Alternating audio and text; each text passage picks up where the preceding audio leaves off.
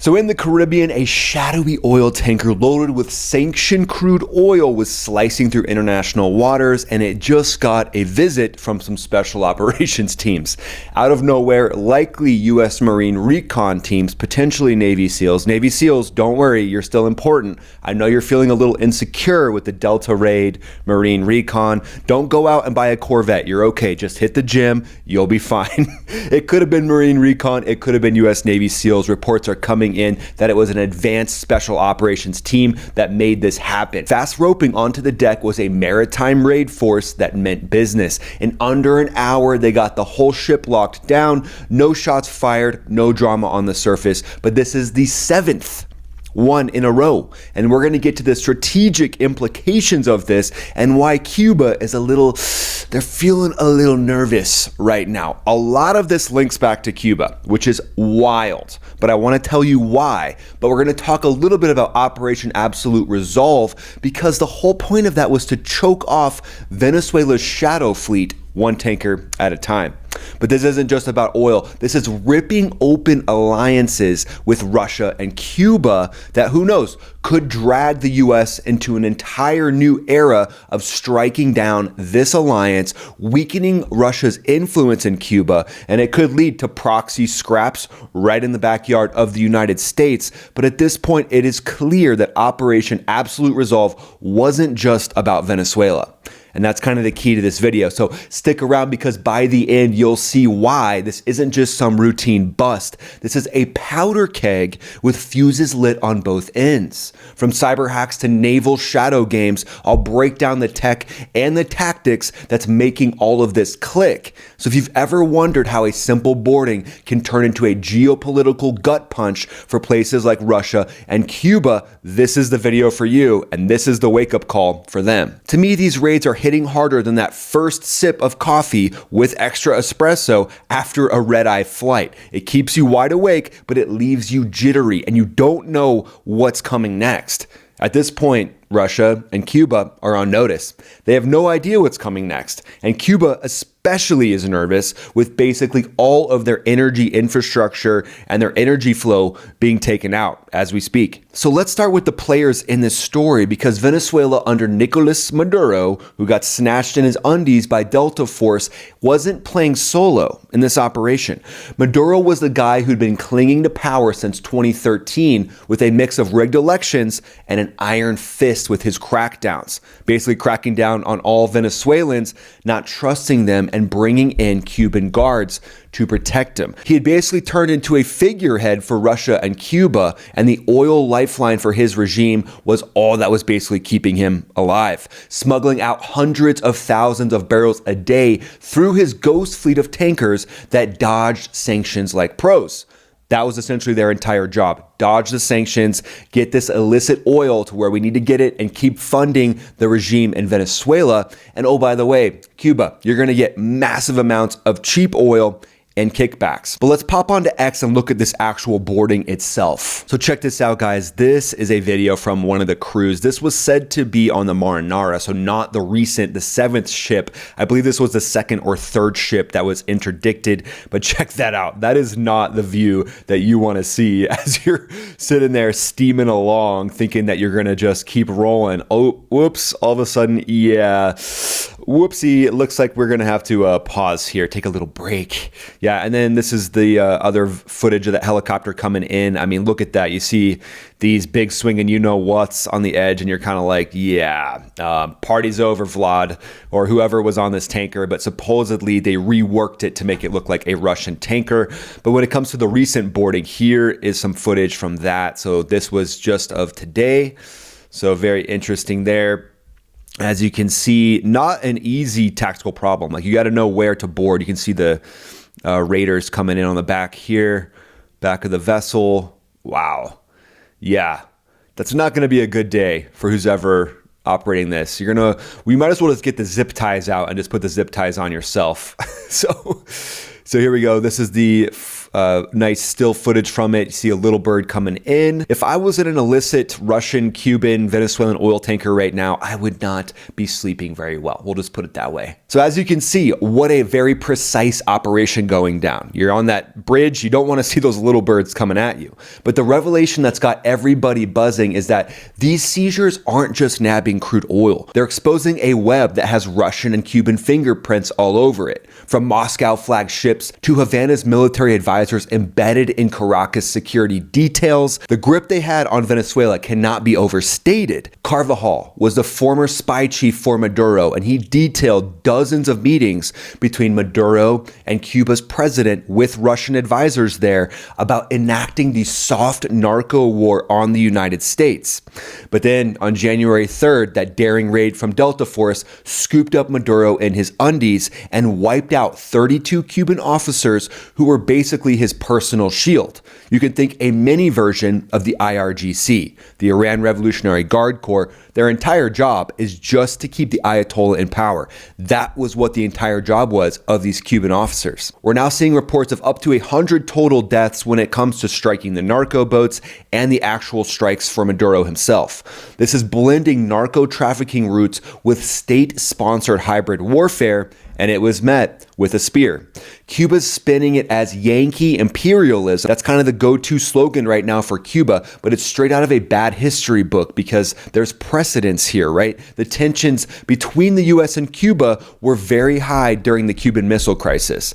Russia is calling this whole thing piracy that violates UN maritime rules. Oh, look at Russia. See, Russia's like, the UN maritime rules, page 47, section 27.234. I love it when Russia actually starts calling for people to follow international rules. It's kind of hilarious. But the shadow fleet in Russia has rerouted through Cuba multiple times to keep the cash flowing. But what's the actual threat here? This isn't just black market crude that's funding Maduro's militias. It's how this fuel proxies escalations with potential Russian S-400 surface-to-air missile systems. But again, those Russian missile systems, they had a snowball chance in hell of defeating that US armada that went in, and a huge hats off to all those F-35 operators, F-22 operators, F-18, everybody going in to strike down those S-300s and S-400s sent a very clear message.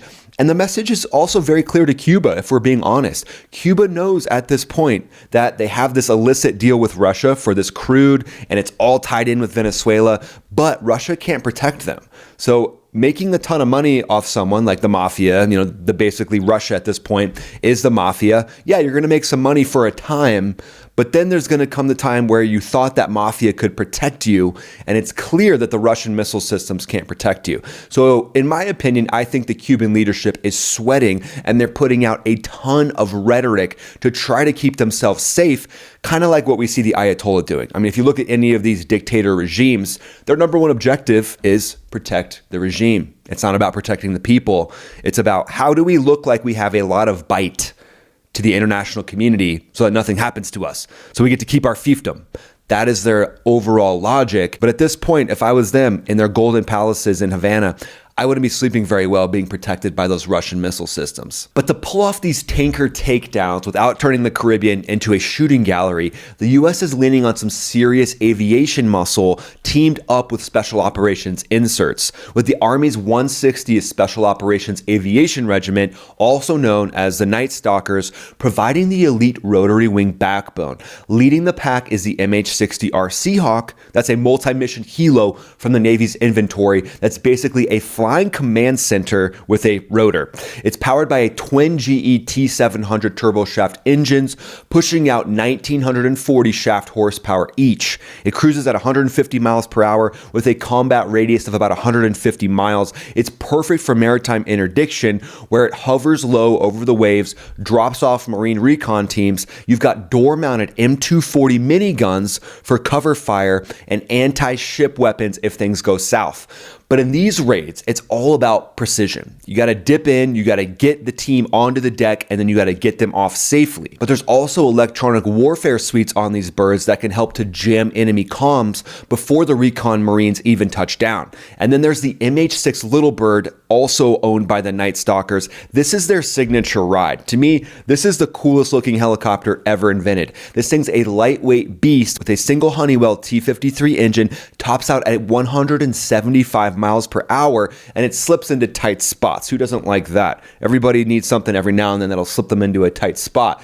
and this is what this helicopter does very well. 40-foot rotor span, making it ideal for appearing out of nowhere from a Coast Guard cutter or a Marine ship in the area. It hauls 2 to 4 special operators via fast ropes or SPIE, S-P-I-E for you acronym lovers, Special Patrol Inserts and Extraction Rigs for those stealthy deck drops. It's also armed with miniguns and Hydra 70 rockets for escort duty. I mean, how cool is that? Yeah, we got miniguns, but we're going to add on some Hydra rockets just in case. And then for air power, for the air power side, overwatching it all, F-18 Super Hornets from the USS Ford in the area taking care of business. Twin engine fighters, they've got 22,000 pounds of thrust in each engine, and they can scream in at over 1,000 miles per hour. A lot of times fighters will sit on what's called alert. So kind of think of a fire station. You've got multiple fighters, likely a 4-ship sitting on alert should one of these raids go south and you need the heavy metal to come in. I mean, at this point, we don't know what Cuba's going to pull, and they're teamed up with Russia. So having fast boats come in and try to thwart some of these boardings or trying to ambush some of these special operators as they do these boardings is something that likely Cuba has thought of. Or they might go in on a rigid hull inflatable boat. Lots of different options there, likely teams of 4 to 8, and they're specialized for these boardings. And with the fact that the Navy SEALs have been leading the charge and striking the narco boats, they're the ones that are probably the best right now at PID, positive identification, and that's something you have to have before striking these narco boats. They're likely using a lot of different assets for that, from the RQ-4C drone that's up ahead, pumping in information to these SEAL teams, all the way down to having hand-launched drones that they can launch from one of those rigid hull inflatable boats to go in and get PID without anybody ever knowing they were there. And to me, dropping in recon Marines from these little birds, it feels like the guys in Wedding Crashers rolling in like they own the place, and everybody's kind of like, well, yeah, I guess you do own the place now. And again, when it comes to those Night Stalker helicopters, yeah, they're specifically teamed up to do inserts and to work with Delta forces and other special operations forces. But one of the things that they also do incredibly well is ISR, intelligence, surveillance, and reconnaissance. These helicopters are tricked out with the latest electro-optical infrared sensors that can cue different targeting apparatuses onto whatever they want to strike. So as they're going in, they're also hoovering up information on potential strikes that could happen later. Or let's say some of these inserts are happening near a point of interest, near one of the islands where potentially some of these drug smugglers are using as a halfway point. You just fly some of these little birds or these MH-60s over those areas with their EOIR, those electro-optical infrared sensors, and now you're hoovering up tons of information to target these locations. And then the F-18s themselves, there's a variant called the EA-18G Growler that can execute electronic warfare. So while those helos are there deploying the special operators, the EA-18Gs can be up above, pounding that ship with electronic warfare and making it to where no one on the ship can even hear anyone. But let's say Cuban gunboats show up. Well, F-18s could ripple off AGM-114 Hellfires. They could ripple off JDAMs. They could also use strafe to take down any fast boats coming in, trying to interfere with the interdiction of these boats. And then the MH-60 itself is not a slouch. That thing can protect itself. It's got the ability to shoot Hellfires, and it's got that minigun to do basically its own version of close air support. So let's say on the 8th tanker raid, let's say an ambush is set by Cuban special forces. They're trying to get revenge for those 32 guards that were lost in the Caracas hit.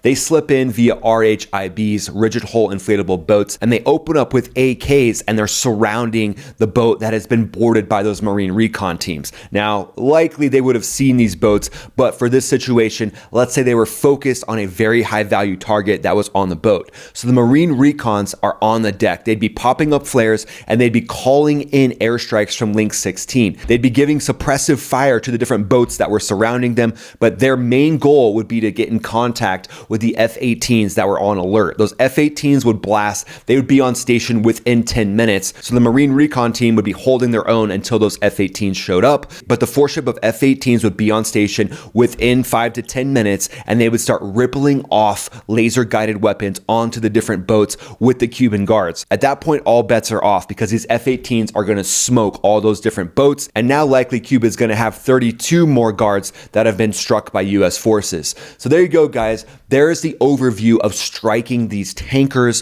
Where do you think it goes from here? Do you think that Cuba will actually fall within the year? That's the rumors. I'm going to do a full video on Cuba and the strategic implications of what's actually going on in Havana. That video will be dropping later this week, so be on the lookout for that. But let me know what you think in the comments below about these boardings. Do you think it's being done effectively? What do you think we see next? Do you think we see an ambush from Cuba? Let me know in the comments below. Would love to hear what you think. Thanks for watching, guys. Follow me on X, follow me on Instagram. I'll see you in the next video. This is Ryan, also known as Max Afterburner, signing off.